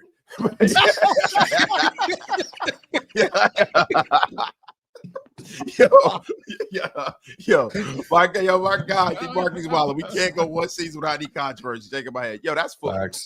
It's what it is, yo. He said Zeus Montgomery. Yeah. Oh my God, yo. He said, "Who gives a fuck about fat? You get the F up out of here, Walt, with your crap. Go grill some meat and nitrate. Radioactive meats. Yeah, get out of here with your tilapia. The F up out of here with your crap. We're talking about fantasy, parlaying, and gambling. Maybe you can make some money to buy a little better quality fish, you effing old bum you. Get the F up out of here. Now listen. Yo, I got a parlay for you. $10, right, for this model. I'm going to put it in the parlay calculator. Yeah. Over 55 plus receiving yards for Garrett Wilson in the Jet game. That's already happening. You can't. So I'm going to go to my other one, right? Yeah, so I was about to say, I think Fields only threw 38 yards. Yes. Surtain has shut down Garrett Wilson. Like they had one play that they had to review. It looked like a fumble, and thank God it was an incomplete instead for him because that shit looked terrible. So all right, so I have another one. Cortland Sutton over 61.5 receiving yards. That's happening right now too. Let's hope that I'm right about that. You're gonna make me look up. Let me go to ESPN.com. Keep going. Look, Wait a minute. Yo, James Williams, 17.5 carries under for the Dallas Cowboys. Yep. The spread, Pittsburgh, 6.5. You know what I'm saying? Take Pittsburgh, their favorite, over Cleveland, 6.5. Cleveland is going to be in a situation where they got a young quarterback playing. And then Seattle and Jacksonville, right? Under 47.5 points. That $10 parlay will pay out $129.5 dollars. And then, yo, the Raiders on the money line, man. Take the Raiders. Take the Raiders on the money line, guys. That's straight up. No. All right. Come on, Hammer. Come on, bring the smack. Ladies and gentlemen, before we go any further, I'm going to give you a really serious rule on betting 101 with Hammer. Never bet on your favorite fucking team. Listen, that is also a wasted talent tool. But most people are not sick puppies like us. The F is wrong with you, Hammer. Oh yeah, Cortland Sutton, by the way. 1 reception, 17 yards. So you could throw that shit out the window too. Yo, listen. Hafiza Macy says, I don't know if this will get me banned. You know what? I do. The F up out of here trying to bring your damn bot crap up in here. Yeah, I know it will get you banned. Don't you be up here screaming and my damn about to be unceremoniously blocked. Thank you. The F up out of here with that crap. Yo, Ty Bones Jones says, I'm kind of like Walt. I'm focusing on the draft right now. You know what I'm focusing on, Ty Bones Jones? The fact that Walt has been eating radioactive fish for many, many moons. Radioactive. This man is grilling tilapia. That might be for the free range fish farm in my backyard, bro. Hammer's free range fish farm. Yeah, the free range fish that's the source of his wealth. The F is wrong with you guys. Yo, my guy hugged these. He goes, wait, she was hot. She was a bot. And a thought. She's a bot, a thought. So that can't make her hot. I mean, goddamn, I feel like it's the 80s and we rap it. She's a bot, she's hot, and she's definitely a thought. Come on.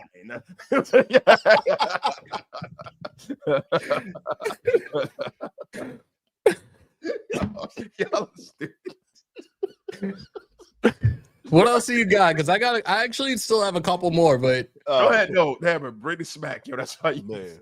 All right. Anytime touchdown parlays for this week: DK Metcalf, Brian Thomas Jr., Tucker Kraft. The parlay odds for that, if you just go with those three, is plus 1902. 5 leg 4 spreads. No Diddy. All right. Bucks at plus 3.5 versus the Niners. Rams plus 7 versus the Ravens. We know the Ravens have been trashed throughout this year. Seahawks minus 1.5 versus the Jaguars. The Chiefs minus 2.5 versus the Lions. Bears plus 4.5 versus the Commanders. Parlay odds about 25-1 with that one. And then player props. These are the long shot ones, but still might happen. Dylan Gabriel over 220 yards at plus 247. David Montgomery, 60-plus rushing yards at plus 250. Darren Waller, anytime touchdown, plus 290. Waller. These can be combined for stacked odds, focusing on favorable individual matchups, so that could be solid for you as well. Yo, my guy Hammer, listen, and Martin, you are absolutely right. Hammer, please rescue the show. He already has already, damn it. My guy Rated Scorpio says, broken glass everywhere. Pissing on the stage, you know they just don't care. Yo, see severe. Waller's definitely getting a tud or a tug. One of the two. I don't know. Who are they playing today? There are massage parlors everywhere in Miami. Oh, they got the Chargers. They got the Chargers today. The Chargers are banged up. Amarion Hampton, Najee Harris are both out. Joe Alt is out. They are on a downward spiral right now. I think the Dolphins are going to beat them today. Yeah, I do too. Yeah, Mike, you know what's funny, man? It's crazy how chemistry matters, right? Yeah. I like, and I know this is going to sound a little harsh. I think that Tyreek Hill not being there is addition by subtraction. Yeah, it's starting to look like it. It looks like that because it looks like him and Tua were not on the same page. I mean, Tua has a water pistol. Tua turned the ball over, has not been the one to get him the football. You know, I mean, when you go from playing with Patrick Mahomes, bro, there's a huge drop down with everybody else. And I think that was a part and parcel of the issues with them, right? Yeah, now Tua is just playing the ball the way he knows how to. And it's not like Tua has not thrown the talented wide receivers in college. I mean, he had a who's who in college, right? I just think that with a guy like Tyreek Hill, sometimes the money, the power, the respect comes along with it. I think with Tyreek Hill not being in that huddle, Tua is able to kind of re-galvanize that team. And having a guy like Darren Waller who's happy to not be in New York and playing somewhere nice. There's a lot of fine honeys down there. I think Waller the Baller is miraculously recovered from turf toe. Yeah, that new song is trash though. That new song is trash though. I don't care. Yeah, bro. Listen, I have not recovered from turf toe. Hearing that shit, my ears have been fucked up since then. It's terrible. Kai Height, bring in Nick Saban, national title 7. What that? Do you want to go back? Do you want to go back to his coaching career in the NFL? Miss me with that bullshit. That's not a good. Whoa. Nick Saban would have turned Miami around had the ownership not got gun shy with Drew Brees. He wanted Drew Brees. He did not want Dante Culpepper. And the ownership, Stephen Ross, stepped in and stepped on his, and he said, I'm getting the fuck out of here. So I think Nick Saban would have been successful in the NFL too, even though I can't stand Nick Saban's face. Can't stand him. F him. Do I think Genty has a big game? I think he has the biggest game of his young career today. I think he's going to go nuts. I think it's going to be similar to the one that he had 2 weeks ago. I'm hoping anyways. 3 touchdowns. I'm hoping it's even better than that. Yeah. I'm hoping it's even better than that, Hammer. Like, for real, I'm talking about, 3 tuds, but 160, 180, 100, like a lot of yards. That's what I'm talking. I'm talking about, like, not out of the backfield catching the ball. I'm talking about running the ball out and goddamn. I am hoping to hear a lot of this during this game today. I want to hit this button at least 3 or 4 times. I didn't get to put that shit up not once last week. Come on. That sucks. And the only problem with that is that the fact that he works for the fucking Winers, it's crazy, man. Rudy the Vet Russo is cruising for blocking. He goes, should I start Marino or Elway in fantasy? I know where you could start. You could start this effing timeout, this block, Rudy. Yeah, block again today. You damn ruffian. Hey, babe, I need a cup of coffee. She's like, get yourself. Yeah, I said, fuck you. But guys, look. The horse. Look, David, I really can't say anything bad right now. I talked about this the other day. The one thing that people were concerned about, including myself, was Stone Forsythe. He held his own last week. Like, I think he's just going to continue to gradually improve as he gets more reps during live games. I think he's going to be just fine today. He's the big fella was out there. He was stone cold. It reminds me of when Razor Ramon and Kevin Nash went to WCW and Jim Ross went and got 2 people, it was Kane and some other dude who was a bum. And he said, you remember that?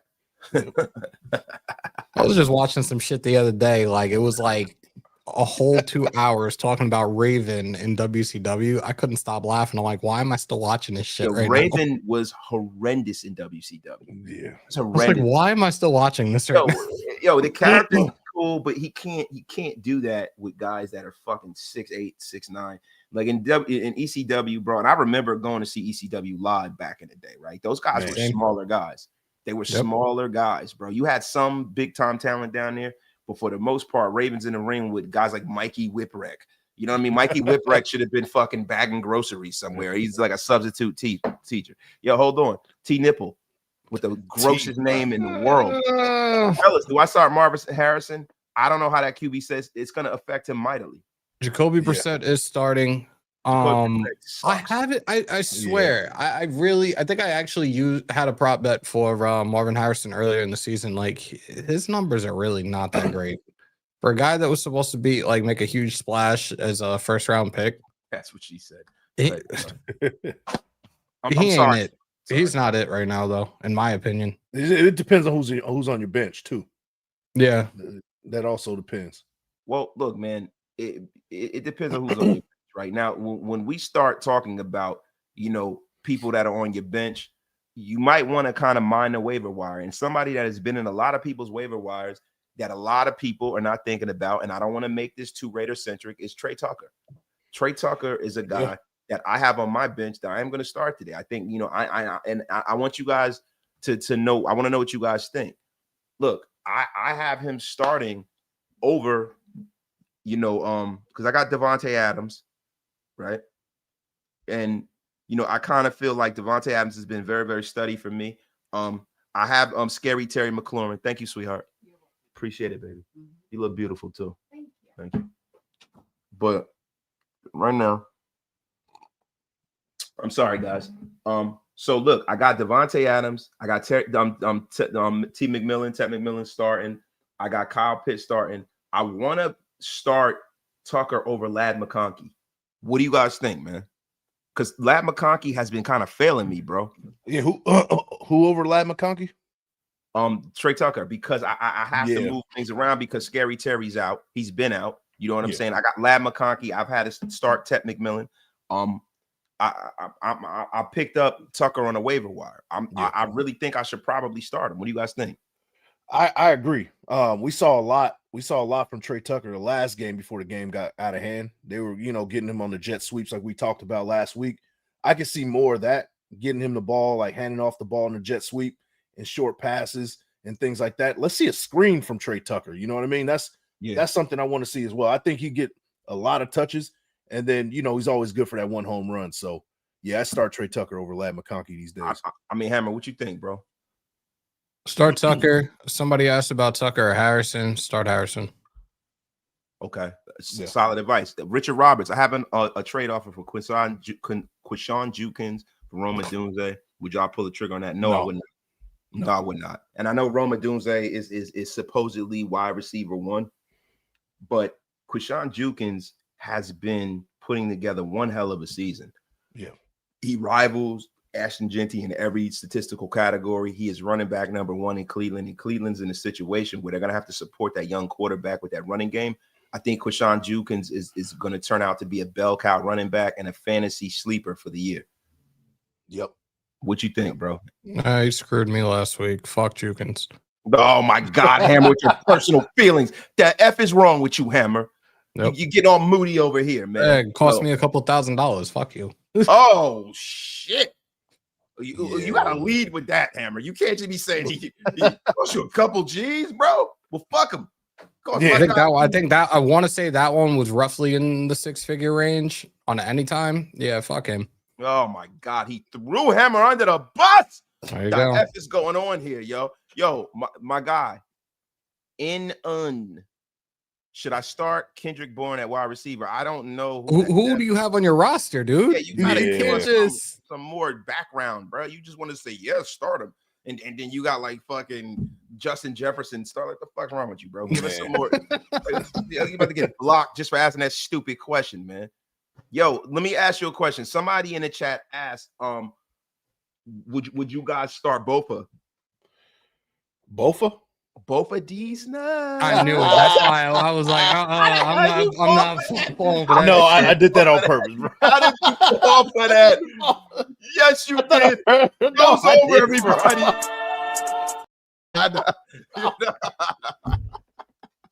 Yo, y'all are wild.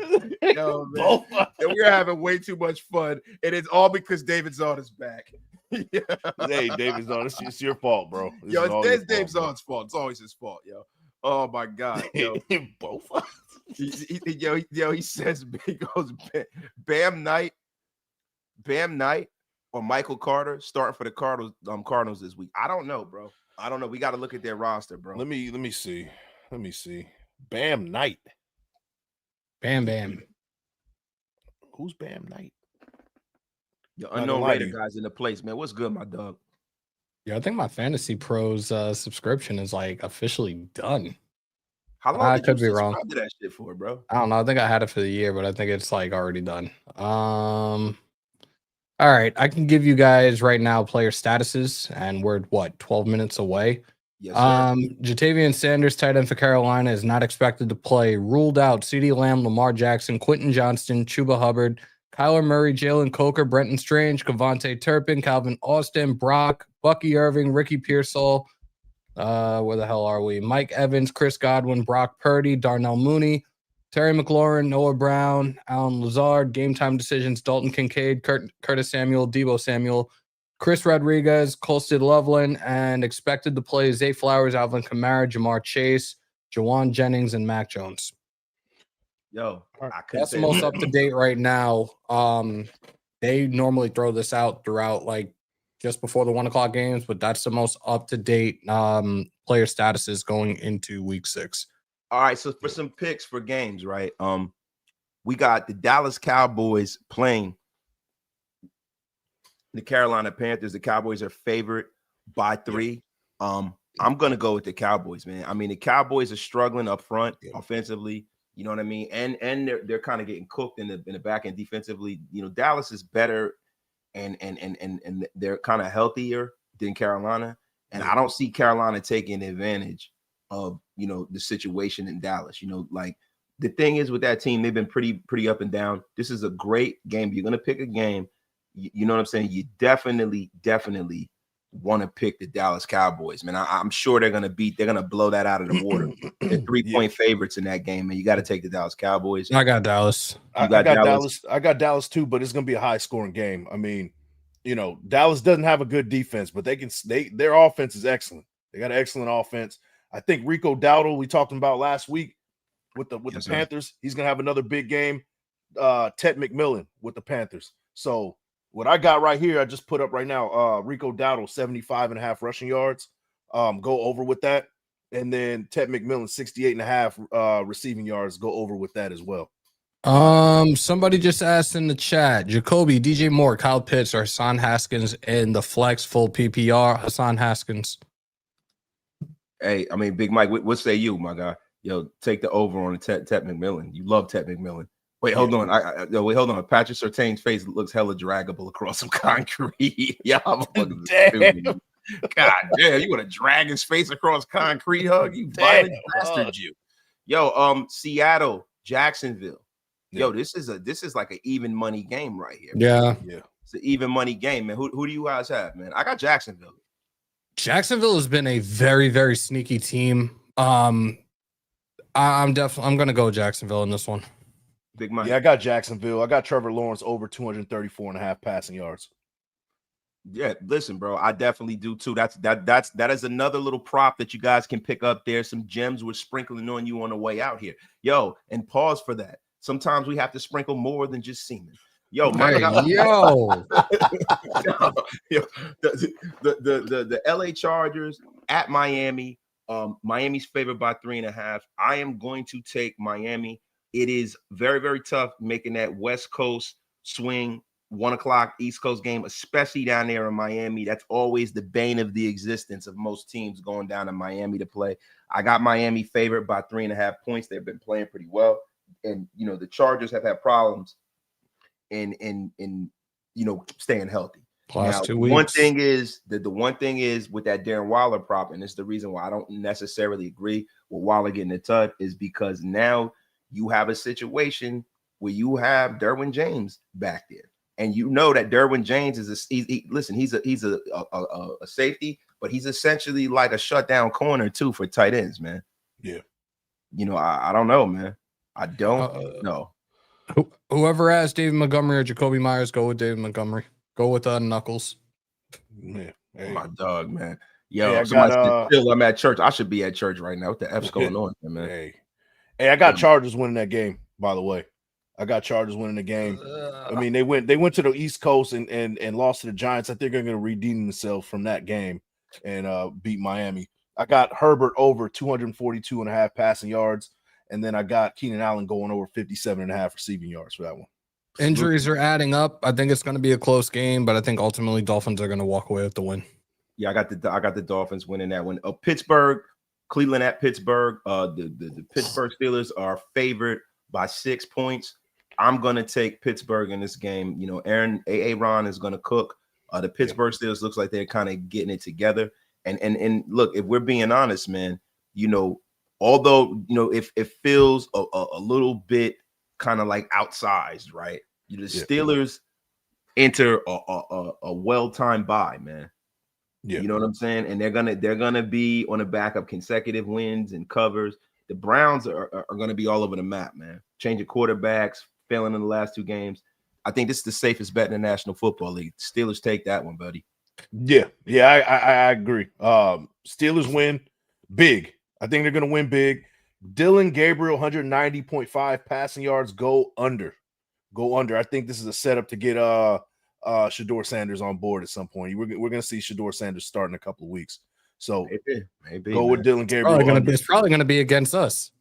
Yeah, real shit. I've been saying it, but it might be sooner than you think too. I got a prediction. TJ Watt may suplex Dylan Gabriel, and we finally see Shedeur on the NFL field today.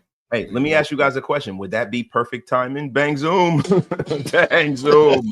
Yo, New Orleans favored over New England. New England is going down to New Orleans. I mean, what do you guys think, man? I mean, if I can give my piece, right? Drake May has thrown for 273 yards last week. He had an impressive upset win over the Bills. He is over in the passing yards mark 3 out of the 5 games this year. Yep. He only went under three yards in week 2. And then, in a blowout win over the Panthers in week 4 in an indoor environment, he might cook against New Orleans right now. New Orleans gives an added boost to the offense because their defense is so bad. I'm picking the New England Patriots, man. I got the Patriots winning this. I got the Patriots. I got the Patriots. Yeah, I got the Patriots too. Kayshon Boutte over 26.5 receiving yards. That's what I'm going with on that one. Kayshon showing the Boutte, which is disgusting, nasty effing work. Rudy is back from the gulags. We got over 500 in the room. Oh, I gotta check down. Yeah, I gotta listen to that. Yeah, thanks for reminding that one. Yeah, man, I haven't really been in a car like that.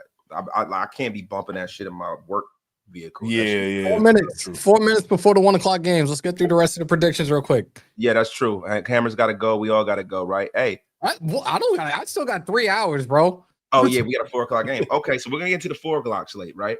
Starting with Tennessee at Las Vegas. The Raiders are favored by 3.5. I say take the Raiders straight up and take the Raiders with the points. I think the Raiders win in this game. I think that this is if we don't win this game, then you have to start looking forward to next year.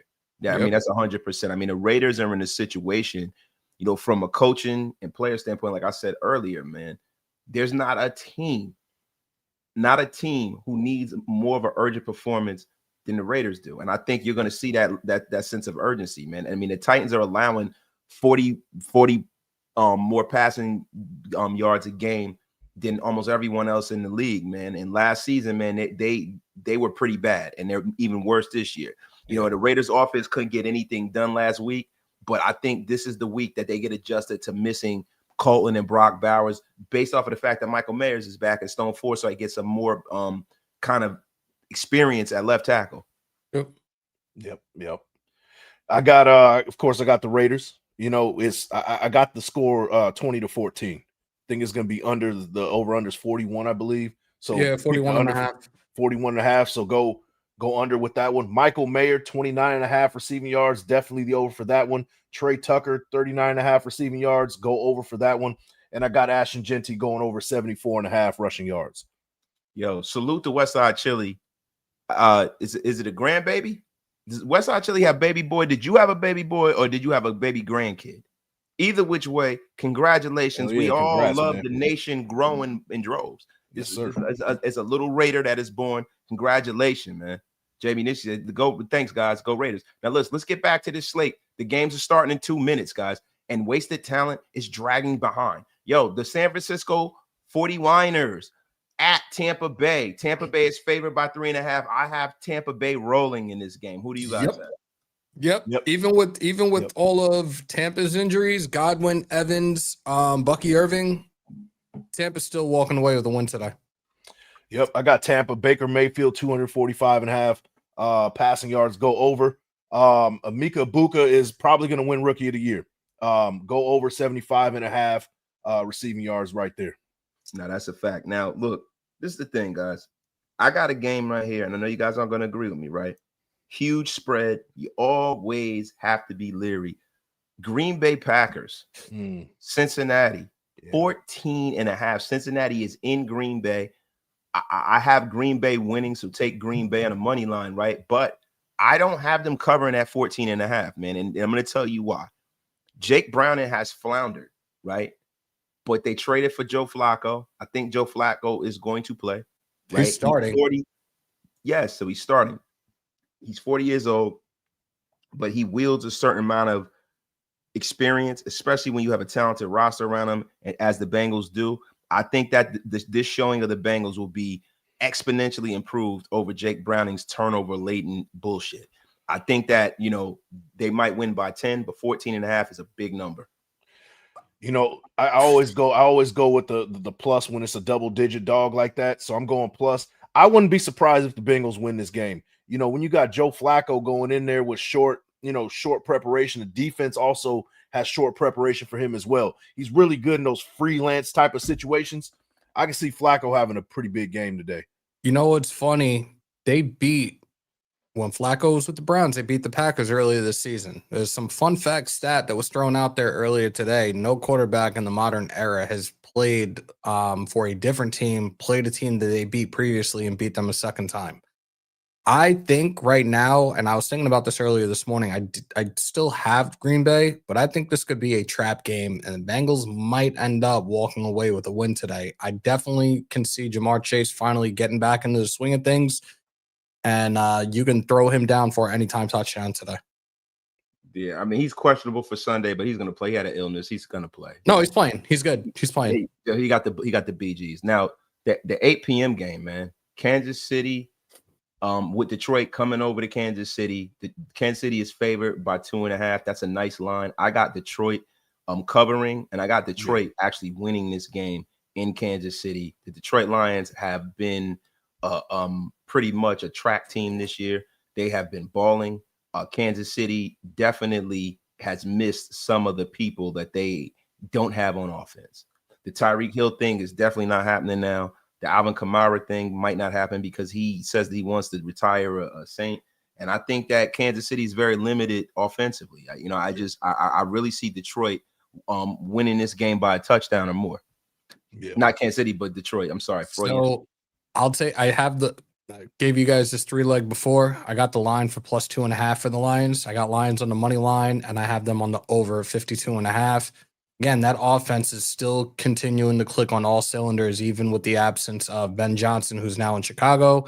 Sonic and Knuckles in the backfield have been killing it. You got Sam Laporta Potty doing his thing, and Amon-Ra St. Brown as well. Like that, I said it on my show, and you can crucify me if you want, but this is definitely a very exciting offense to watch. Yeah, man, it is definitely the Motor City's version of The Greatest Show. Yeah, it is. Buffalo on Monday night, the first Monday night game. I hate this whole Monday night doubleheader shit. It just sucks the juice out of Monday night. It's trash. They need to stop with this bullshit.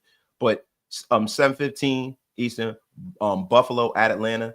Atlanta are 3.5 point dogs at home. The road dog on Monday Night Football. Listen, the great and powerful is undefeated. Undefeated. I'm taking Atlanta. Taking Atlanta. I'm taking ATL. What you think, brother? Man, I'm going against all my judgment and gut feeling, man. I'm going Buffalo big, man. I think Josh Allen's due for a pretty big game. He's indoors. It's Monday night. Everybody's watching. I think Josh Allen has a huge game. They beat the Falcons multiple points by double digits. Hammer, what say you, my brother? Buffalo bounces back after that loss to New England. James Cook on the anytime touchdown. Josh Allen should have a field day. Taking Buffalo for the win. Now, look, the reason why I'm doing this because I'm telling you, the home dog on Monday Night Football has been damn near undefeated, right? Yeah. And with the Buffalo Bills, their losses have tended to be clumped together over the last few years, right? A lot of people are banking on them bouncing back against the Falcons, but the Falcons have a nice, good young team, nice defense, nice pass rush. You know what I'm saying? And Michael Penix Jr. is going to need to be at peak level, but I think he will be on Monday night. It's going to be a Michael Penix Jr. freaking coming out party. It's going to be a hankering for Penix all day. In the second Monday night game of our last game, the Chicago Bears. Penix. Fucking Chicago at Washington. Washington are 5-point favorites. The Commanders have gotten Jaden Daniels back. This is going to be a 1 versus 2 clash. Chicago will be definitely looking to make amends for a very embarrassing loss to Washington last season, right, on a Hail Mary play. Yeah. I'm going to be honest with you, man. I gotta kind of go with the home favorite, man. I see Jaden Daniels and the Skins getting back in. I gotta stop calling them the Skins, back into the swing of things. Even though we do not have a Terry McLaurin, what we do have is we have a Deebo Samuels. His heel is listed for questionable on Monday night's game, but he will be playing. And I think you're going to get a heaping helping of Deebo. He's going to come dressed like Mad Max Beyond Thunderdome, or someone that has a table at the Blue Oyster. What do you guys think? Yeah, I got the Commanders, man. Jaden Daniels, 215.5 passing yards, go over for that one.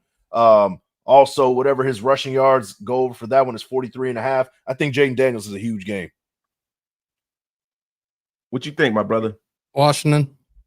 I mean, Daniels, there it goes. Look, Jaden Daniels is back in the lineup for them, and clearly you can see what a difference that makes. I'm definitely going with Washington in this game. Listen, guys, let me tell you something, man. This has been a phenomenal show. I mean, it doesn't get any better than this. You got Raiders, you got debauchery, you got gambling. You had a reference to the Blue Oyster. I mean, in Police Academy, this is almost like a Dodgers live, because we all have some Dodgers looking shit on, which is crazy. And it wasn't like we all called each other. It was like, what are you gonna wear? When do you wear? Oh my god, LOL, oh my god. We didn't do that. That did not happen. I don't know what the hell's going on. Yo, and salute to my Sacramento brother, Jack Kenna, in the place to be. Jack, I thought you were blocked. You're probably on BIGMIKE channel, but it's okay. Yeah. Salute to Jack Kenna, Union Jack Kenna, yo. Guys, do you have anything on the way out, man? Nah, that's it, man. Go Raiders, man. Let's get Go Raiders. I got us winning this game, god damn it. Go Raiders. Get the F up out of here, Dubzilla, with your crap. Hammer, what do you got, brother? 3:45 Eastern, 12:45 Pacific time. Y'all know what I'm doing. Pull on up. Raider Nation News today. Live play-by-play. Titans Raiders NFL Week 6. I ain't gonna want to miss it. And Hammer said he will drop his shorts, so you should show up, man. Yo, I'll drop my shorts right now. That's right, baby. The shorts will be dropped every live from here on out. So listen, if you guys want to wait, hey, Hammer, what was the porn name again? The Long Island. It was Schlong Island Meat Train. The Schlong Island Meat Train will be in full effect. Yo, guess what? And maybe, just maybe, Zeus Montgomery might make an appearance. Hey. Give me some more, Hammer. No more music. Thank you. May the force be with you in the Death Star. Also, listen, Wasted Talent post-game wrap-up. We do it every week. Pull up, show out. We are going to have a terrific time like we always have. And if we lose, you're going to see an epic meltdown of mythic proportions. Guys, love every single one of y'all. Hammer, Big Mike, you guys are the best. Appreciate y'all, man. The Schlong Island Meat Train is in effect, damn it. And if the women don't like it, get out of the way, because you know who'll love it? Farty B, guys. You guys have a great